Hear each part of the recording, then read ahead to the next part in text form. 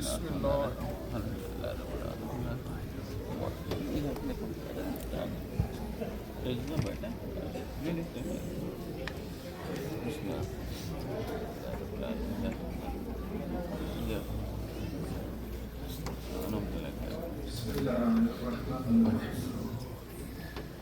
الحمد للہ رب العالمین والصلاة والسلام علی اشرف الانبیاء والمرسلین شفیع المذنبین رحمت العالمین سیدنا و نبینا و شفیعنا و مولانا ابو القاسم محمد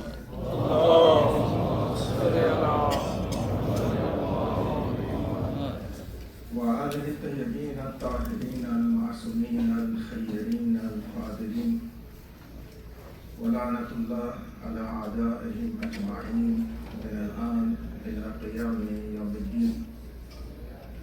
أما بعد فقد قال الله الحكيم في كتابه المبين وهو أصدق الصادقين. بسم الله الرحمن الرحيم.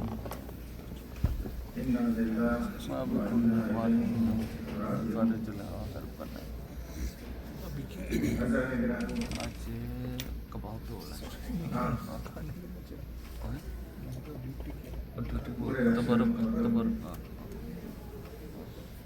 فرصت دیتے چلے آئے ہیں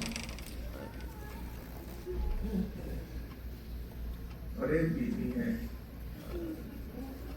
جو چکیاں پیس کر پالا ہے.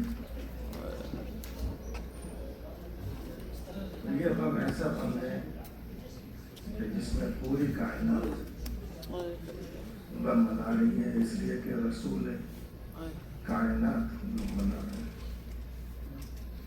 جناب ام سلمہ نے خواب میں دیکھا کہ رسول اللہ آئے ہیں، بالوں میں گرد پڑی ہوئی ہے، آستین الٹی ہوئی ہے، ہاتھ میں پیالہ ہے. کہا میری جان آپ کا قربان، یا رسول اللہ یہ کس عالم میں آپ کو دیکھ رہی ہوں. کہا ام سلمہ ابھی کربلا سے آ رہا ہوں، میرا حسین تین دن کا بھوکا پیاسا شہید کر دیا. اور یہ پیالہ وہ ہے جس میں شہداء کا خون میں نے جمع کیا ہے. حضرکم اللہ، خدا آپ کو سوا کرنا حسین کی کسی غم میں نہ رلائے. امام صادق نے کہا ہے کہ شیعتنا خلقت من فاضلتین بنا، ہمارے شیعہ ہماری بچی ہوئی طینت سے بنے ہوئے ہیں. وَأُجِّنُوا بِوِلَایَتِنَا، اور ان کو بولا گیا ہے ہماری ولایت میں. جب ہم خوش ہوتے ہیں تو وہ خوش ہوتے ہیں، جب ہم غمزدہ ہوتے ہیں تو وہ غمزدہ ہوتے ہیں. ہمارے شیعہ ہماری مدد کرتے ہیں اور اپنی جان اور اپنا مال دونوں ہمارے لیے وہ صرف کرتے ہیں، خرچ کرتے ہیں. ان سے کہہ دو کہ وہ ہم سے ہیں اور ان کی بازگشت بھی ہماری طرف ہے. بہت اہمیت دی ہے آپ کو امام حسین نے اور اہل بیت نے. جب آخری وقت میں آئے ہیں خیمے میں حسین، تو ایک پیغام دیا ہے جو آج تک ذاکر پیغام آپ کو سناتے ہیں. وہ پیغام دیا جناب زین العابدین کو، اے بیٹا زین العابدین اب لکھ، وہ پہنچا دو ہمارے شیعوں کو ہمارا سلام، اور ان سے یہ کہو کہ جب بھی ٹھنڈا پانی ہماری پیاس کو یاد کریں، اور جب کسی غریب اور مظلوم کو دیکھیں تو ہمارے نوحہ خانی کر لیں. عزیزان گرامی، آپ نے دیکھا ہوگا موت اور حیات یہ دو چیزیں ہیں جو آپس میں ایک ساتھ ہیں اور ہر جگہ موت واقع ہوتی ہے. لیکن ایک پورا خاندان ہے جس میں مرنے والا ایک ہی ہوتا ہے، اور اس میں بھائی بھائی کو غصہ دے لیتا ہے، تسلی دے لیتا ہے، دلاسا دے لیتا ہے، پڑوسی آ جاتے ہیں تسلی اور دلاسا دینے کے لیے، مومنین پہنچ جاتے ہیں غم غلط کرنے کے لیے. لیکن یہ ایک ایسا خاندان ہے یہاں پرسہ دینے والا کوئی نہیں. جتنے پرسہ لینے والے ہیں، ام فروا پرسہ لینے والی ہے، ام ربا پرسہ لینے والی ہے، جناب زینب پرسہ لینے والی ہے. یہاں کوئی پرسہ دینے والا نہیں تھا. لیکن ہاں ایک صورت حال انہوں نے یہ کیا کہ چلو اس طرح سے ہم پرسہ دے دیتے ہیں. جیسے ہی حسین کی خبر عام ہوئی ویسے ہی ملائین نے مقتل میں پہنچ کر ایک ایک کی لاش سے سر کو جدا کرنا شروع کر دیا. جب 18 کے بجائے 17 سر پہنچے تو عمر سعد نے کہا بنی ہاشم تو 18 ہے، ایک سر اور باقی ہے. کہا کون سا سر؟ کہا کہ حسین نے خیموں کے پیچھے ایک چھوٹی سی قبر بنائی اور اس میں ایک لاش چھپائی،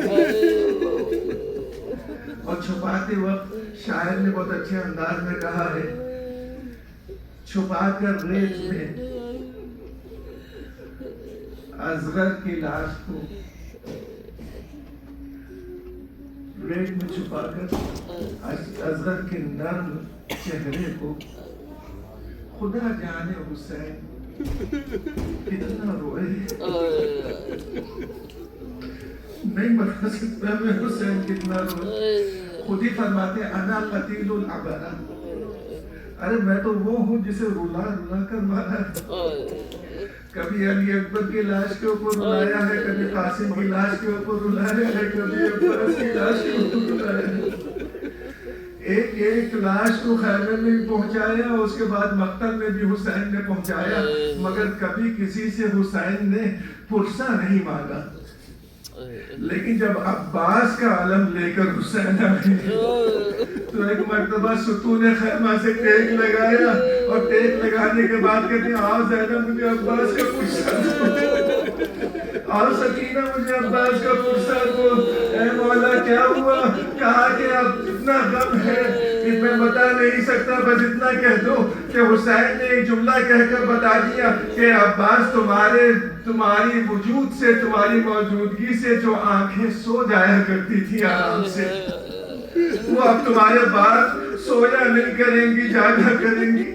اور جو تمہارے خوف سے جاگا کرتے تھے ملائین، ان کی آنکھیں آرام سے سویا کریں گی. اجرکم اللہ، خدا آپ کو سوا غم حسین کی کسی غم میں نہ رلائے. عزیزان گرامی، جب عمر سعد نے کہا کہ چلو تلاش کرو کہ وہ قبر کہاں ہے جو حسین نے بنائی تھی، بس اتنا کہنا چاہتا ہوں ملائین ذرا رباب کو تو ہٹا دو. کہیں ایسا تو ہو کہ ماں دیکھ لے نیزے لے کر، برچیاں لے کر ملائین چلے جگہ جگہ پر زمین کربلا کو پیوست کرتے جا رہے ہیں. رباب آسمان کی طرف دیکھ رہی ہے. اے پانے والے میرے نام کی خیر ہو. جیسے جیسے نیزے چپتے تھے زمین میں، رباب کا دل بیٹھتا جا رہا تھا. آخر میں ایک ایسا نیزہ زمین سے نکلا جس کے ساتھ چھوٹی سی لاش لگی ہوئی تھی. رباب ایک مرتبہ زمین پر بیٹھ گئی، اور بیٹھنے کے بعد زینب نے گھیر لیا، ام کلثوم نے گھیر لیا. بس رباب کے سامنے، ماں کے سامنے ملائین نے جس میں علی اصغر سے سر کو جدا کیا، ننھا سے سر بلند ہوا. رباب غش کھا کر گری کہ پالنے والے. اس کے بعد پھر رباب خاموش نہیں ہوئی، 1 سال تک رباب روتی ہی رہی. قدرکم اللہ، خدا آپ کو سوا غم حسین کی کسی غم میں نہ رلائے. عزیزان گرامی، بس آخری جملے سنیے گا. امام رضا علیہ السلام فرماتے ہیں کہ روز محشر میری جدہ آئے گی، اور جب میری جدہ آئے گی تو وہ چادر اوڑے ہوئے ہوں گی، اور وہ چادر سرخ رنگ کی ہوگی. کبھی آپ نے سنا کہ فاطمہ نے سرخ رنگ کی چادر اوڑھی ہے؟ لیکن جب محشر میں آئے گی تو سرخ رنگ کی چادر ہوگی.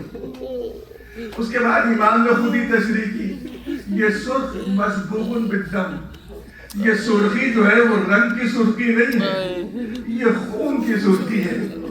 اس کا مطلب یہ ہے کہ فاطمہ کربلا میں کبھی علی اکبر کی لاش پر جا رہی تھی، کبھی عباس کی لاش پر جا رہی تھی، آخر میں حسین کے پاس جب آئی ہیں تو فاطمہ یوں بے چین ہو گئی تھی جیسے کہ ماں کی آغوش میں ایک بیٹا ذبح ہو رہا ہے۔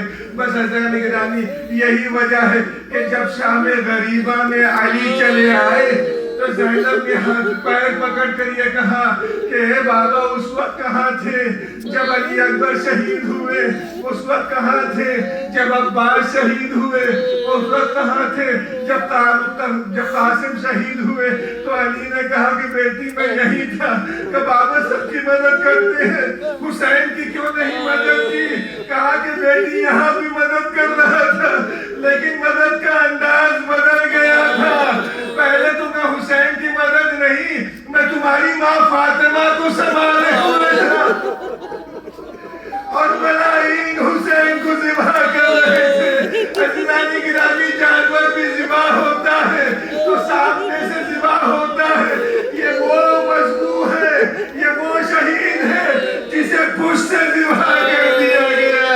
اسی لیے امام زمانہ کہتے ہیں سلام ہو اس پر جس کی گردن کو پشت سے ذبح کیا گیا، سلام ہو اس پر مرمل بالدماء جو خون میں ڈوبا ہوا تھا، سلام ہو ان اعضاء پر جو مقطعات جو زمین پر بکھرے ہوئے پڑے ہوئے تھے، سلام ہو ان چہروں پر جن کی جو رنگت بدلتے جا رہے تھے، سلام ہو ان سروں کے اوپر جو نیزوں پر بلند ہو گئے تھے۔ اجرکم اللہ۔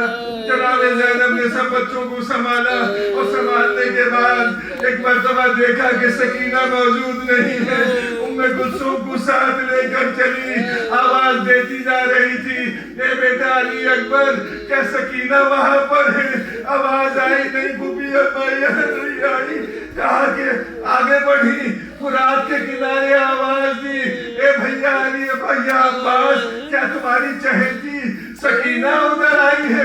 کہا کہ نہیں شہزادی سکینہ نہیں آئی ہے۔ تلاش کرتے ہوئے مقتل میں نشیب کی طرف پہنچی، آواز دی اے بھیا حسین کیا سکینہ ادھر آئی ہے؟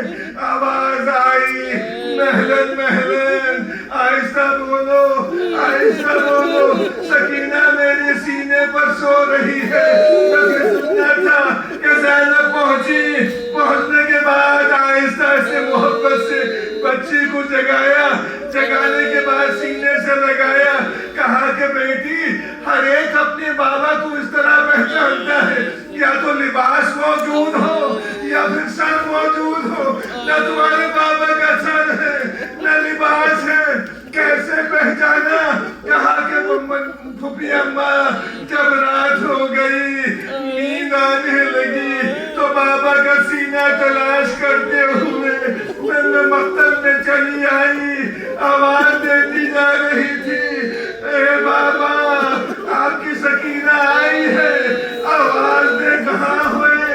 ایک مرتبہ اس لاش سے آواز آئی یا بنیا بنیا، اے بیٹی ادھر آؤ میں یہاں پر موجود ہوں۔ حضرت اللہ سکینہ کو لے کر وہاں واپس پہنچی تو ملائین کی طرف سے پانی آ گیا، اس پانی کو زینب نے ایک مرتبہ سکینہ کے ہاتھ میں گزر دیا، اس لیے کہ حسین کی وصیت تھی کہ بہن اگر پانی مل جائے تو پہلے سکینہ کو پلانا۔ پانی کا کوزہ ہاتھ میں لے کر ایک مرتبہ سکینہ اٹھی، میدان کی طرف جانے لگی، کہا کہ سکینہ کہاں جا رہی ہو؟ کہا پھوپھی اماں آپ ہی نے تو کہا کہ جب کوئی چیز مل جائے تو پہلے بچوں کو دی جاتی ہے، مجھ سے چھوٹا تو میرا بھائی علی اصغر تھا، پہلے علی اصغر کو پانی پلاؤں اس کے بعد میں پھر میں پیوں۔ اجرکم اللہ عزیزان گرامی، 11 محرم آئی اور یہ ایسا وقت تھا جب زینب اور بوڑھی بیویاں کھڑی ہوئی دیکھ رہی ہے، سب نے اپنے اپنے لاشیں دور کر لیے، ایک لاشا کربلا کی زمین پر تھا جس کے اوپر ادھر کے گھوڑے ادھر کے گھوڑے ادھر ہوئے. زینب نے مدینے کا رخ کیا. اے نانا آپ کے اوپر ملائکہ آسمان نے نماز پڑھی ہے اور یہ حسین ہے جو ٹوٹے ہو رہے ہیں, ٹکڑے ہو رہے ہیں. جب مختار نے اس آدمی کو گرفتار کیا تو ایک مرتبہ بس اتنا پوچھا کہ جب تم پامال کر رہے تھے لاش حسین تو تمہیں کیسا محسوس ہوا؟ اس نے کہا مختار جیسے ہی گھوڑے کی ٹاپ سینے پر پڑی مجھے حسین کی پسلیاں ٹوٹتے ہوئے سنائی دی. بس اتنا کہوں گا حسین ماں کی پسلیاں ٹوٹی تھی اور آج آپ کی پسلیاں